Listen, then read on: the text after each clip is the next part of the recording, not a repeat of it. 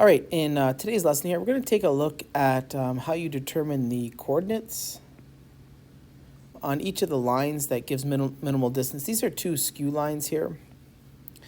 And in a previous lesson, one of the examples I had showed that to calculate the distance between skew lines, you can kind of make two parallel planes out of these. So let's say we're in a situation here where I have a plane here. Let's call this plane 1. And on this plane, I have my line 1. And then over here, you have a parallel plane. Call this plane 2. And on this plane, again, you have another line. This is our line L2. And what we want to find here is the distance, the shortest distance between them. So the shortest distance between these skew lines has to be such that they meet at 90 degrees on both of these planes here. That's the only way you're going to get shortest distance. So you're going to need these to meet at 90 degrees on both of these planes. So I want to find these actual coordinates. We had discussed that by creating two parallel planes and using your distance formula, you can find the distance between these parallel planes.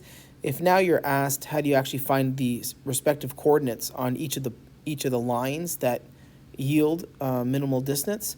What you can do here is realize that this point on this line that we're referencing, let's call this P1. The coordinates of that point, if you write it in parametric form, it's going to be -1 plus s, -3 plus s, and s, where s is some real number.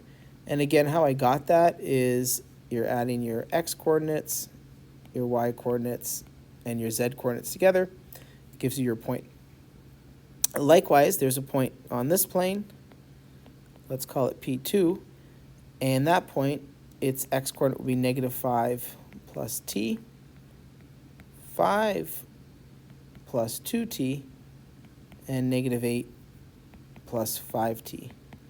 Again, for some real number t. So now what I'm going to do here is I want to create an equation. I want to try to solve for these parameters. If I can solve the parameters s and t that satisfy this, then I can sub them in and I can get a point on L1 and a point on L2. So I need some equation, need some relationship. But one thing I know is the direction vector created from here dot here. If I take the direction vector of the distance between P1 and P2, so i.e., we know that if I take P1, P2, find that direction vector, if I take its dot product with a direction vector on plane 2, for instance, so in this case here, 1, 2, and 5, I know that has to equal 0. Likewise, if I take this same direction vector, P1, P2, and take its dot product with something with a direction vector on this line, let's say 1, 1, 1, that 2 must equal 0. So here we're in a situation where we've created two equations, two unknowns, and you can solve for s and t. So let's go ahead and do that. All right, so let's go ahead and calculate P1, P2 here. So again, this is my point P1. This is my point P2. Down here, let's take a look at what P1, P2 would be. So vector P1, P2 is going to equal -5 plus t minus -1 plus s, 5 plus 2t minus -3 plus s, and lastly, -8 plus 5t minus just s. So simplifying this up here, I get P1, P2 is going to equal -4 plus t minus s. The y coordinate is going to equal 8 plus 2t minus s, and the z coordinate is going to equal -8 plus 5t minus s. Now that I've found my P1, P2, I'm going to go ahead and take a dot product with each of these and set them equal to 0 to get an equation. So now if I take this coordinate here, let's kind of rewrite that back down. So I'm going to take this coordinate here, and I'm going to take its dot product with my first vector here, so 1, 2, 5. I know that has to be 0. So setting this up here, you're going to get negative 4 plus t minus s. Then I have to double all these, so 16 plus 4t minus 2s. Then multiply all these by 5. And I know that's equal to 0. Collecting up like terms here, we can grab all of our constant terms. And these constant terms will simplify to become, that'll end up being 12 minus 40 is negative 28. Then you've got your t values here, which are going to be plus 30t. And then lastly, you have your s values here. Collecting these up, I get negative 8s. So I know that that has to equal 0, and I've got my first equation. Now we're going to do the exact same thing, except for we're going to go ahead and take the dot product with the vector 1, 1, 1. So let's do that now. So going ahead and taking the dot product with the vector 1, 1, 1, you get negative 4 plus t minus s, plus 8 plus 2t minus s, minus 8 plus 5t minus s. You set that equal to 0 and solve. So collect up my constant terms here. I have negative 4, 8, and negative 8. So I end up getting here negative 4.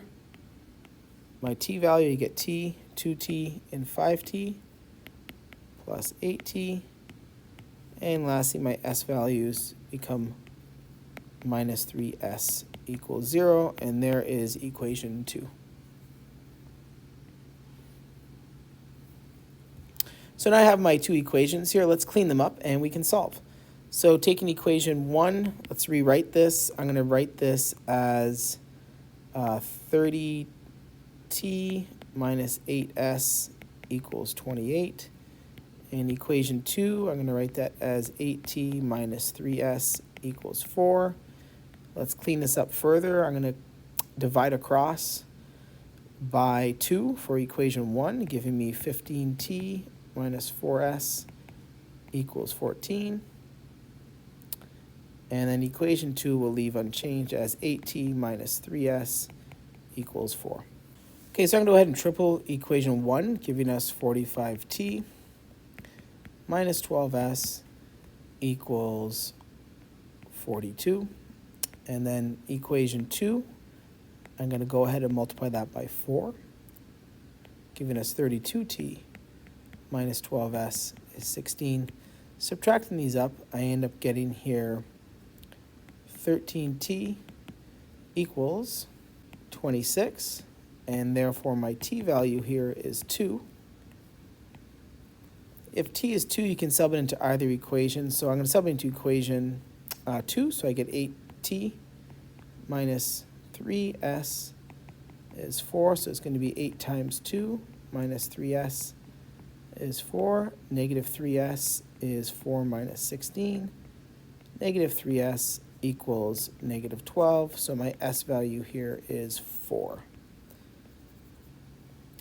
So therefore, for this question, my s and t values are 4 and 2. So now I can go ahead and solve for my points. If you go back to our original equation, I've got this line here. I now know the s and t values that do it for me. So going all the way down here and subbing this in here. So letting s be 4 here, and I'm getting the point negative 1, 3, and negative 1, negative 3, and 0, plus 4 times 1, 1, 1. And solving for this here, you end up getting negative 1 plus 4, negative 3 plus 4, and 0 plus 4. So the point I get here is 3, 1, and 4. This is the point number 1. This is a point on line 1.